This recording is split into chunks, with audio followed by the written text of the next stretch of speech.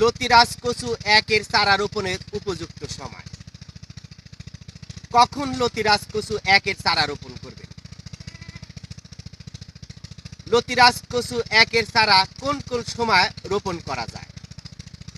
লতিরাজ কচু একের চারা কখন রোপণ করলে লতির দাম 2500 থেকে 3000 টাকা মন পাবেন? সুপ্রিয় কৃষক ভাইরা, 16 ডিসেম্বর আসাদ ইউটিউব চ্যানেলে হাজির হয়েছি। গ্রাম তালসো পোস্ট এবং থানা বড়াইগ্রাম, জেলা নাটোর। আজকে 18 ফেব্রুয়ারি 2022। আপনারা দেখতে পাচ্ছেন এখানে লতিরাজ কচু একের ক্ষেত। আপনারা এই জমি থেকে অসংখ্য ভিডিও কিন্তু দেখেছেন লতিরাজ কচু একের ক্ষেত হিসাবে। বিশেষ করে আপনারা দেখতে পাচ্ছেন এই জমিতে কিন্তু আমরা লতিরাজ কচু একের ক্ষেতে সাথী ফসল হিসেবে কিন্তু আমরা পেঁয়াজের চাষাবাদ করেছি। পেঁয়াজ কিন্তু থাকা অবস্থায় গাছে লতি আসবে। তো যাই হোক, ফেরত আসি, কখন লতিরাজ কচু একের চারা রোপণ করলে লতির দাম 2500 থেকে 3000 টাকা পাবেন? সুপ্রিয় কৃষক ভাইরা, আমাদের যে জাতটা, অর্থাৎ আমাদের যে লতিরাজ কচু একের জাতটা, এটা সারা বছর চাষ করা যায়।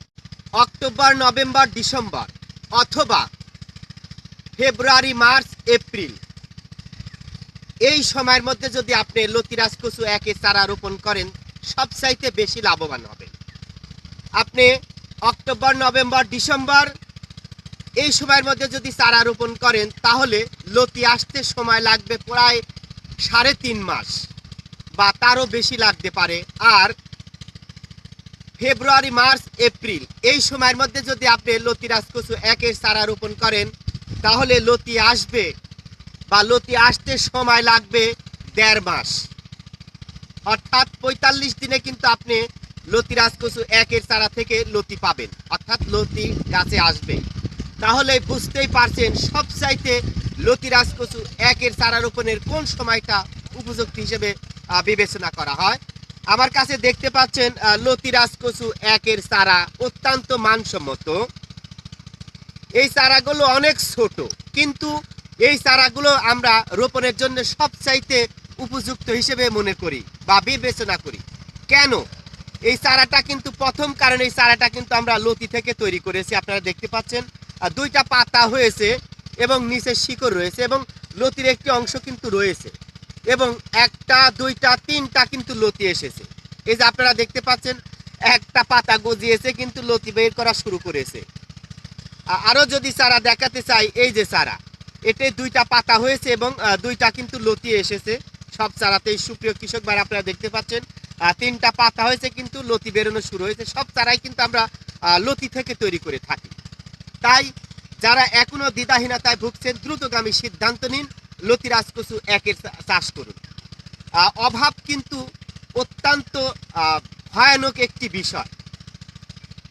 যারা অভাবে পড়ে তারাই বুঝতে পারে যে আসলে জীবনটা কি, এবং আপনার আশপাশের মানুষগুলো কিন্তু বিপদ বা অভাবে পড়লেই কিন্তু আপনি বুঝতে পারবেন। তাই অভাবে না পড়ে আপনারা চেষ্টা করুন, যে যে পেশায় থাকেন না কেন, বিশেষ করে বিভিন্ন চাষাবাদ রয়েছে, পটল বা অন্যান্য সবজি চাষ রয়েছে, এবং বিশেষ করে আমরা কিন্তু বেশি পরামর্শ দিয়ে থাকি লতিরাজ কচু একের চাষ করার জন্য। কেন? এই লতিরাজ কচু এক চাষ করলে কিন্তু যতই ঝড় বৃষ্টি হোক কিন্তু আপনার চারার কোনো ক্ষতি হবে না। কিন্তু অন্যান্য চাষাবাদ করলে কিন্তু 2 থেকে 4 দিন যদি বৃষ্টিপাত লেগে থাকে, তাহলে কিন্তু গাছ মারা যাবে। তাই যারা এখনো লতিরাজ কচু এক চাষ করেন নাই, দ্রুতগামী সিদ্ধান্ত নিন এবং লতিরাজ কচু একের চারা সংগ্রহ করে চাষ করুন। আপনারা কিন্তু আশেপাশে অসংখ্য ইউটিউব চ্যানেলে আপনারা অ্যাড দেখতে পাবেন, কম দামের চারা তারা বিক্রি করছে। একটি কথা মনে রাখবেন, তা হলো সস্তার 12 অবস্থা। আপনি লাভের আশায়, 2 টাকা বাঁচানোর আশায় নিম্নমানের চারা সংগ্রহ করেছেন, এতে কিন্তু লাভের চেয়ে আপনি ক্ষতির সম্ভাবনাই বেশি পাবেন। কেন? আপনি কম দামের চারা সংগ্রহ করলে দেখবেন বিভিন্ন সমস্যা লেগেই রয়েছে। আর আমরা যে চারাটা কিন্তু দিচ্ছি, এটা দেখুন নিচের অংশ কিন্তু অনেক মোটা, এবং এই চারাটা রোপণের সাথে সাথে কিন্তু পাতা গজানো শুরু হবে। তো যাই হোক, ভালো থাকবেন, সুস্থ থাকবেন, অভাবে না পারেন এমনটাই প্রত্যাশা করি। আল্লাহ হাফেজ।